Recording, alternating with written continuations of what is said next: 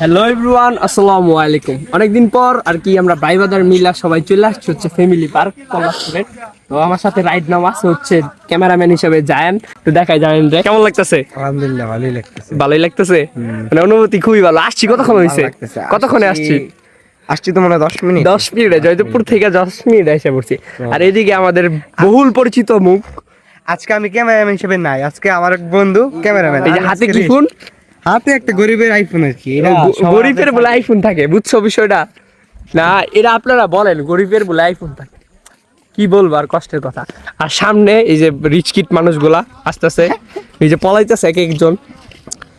আগে ছোট ভাই যারা শুরু করি, এক একজনের তোমার অনুভূতি কি ভাইয়া?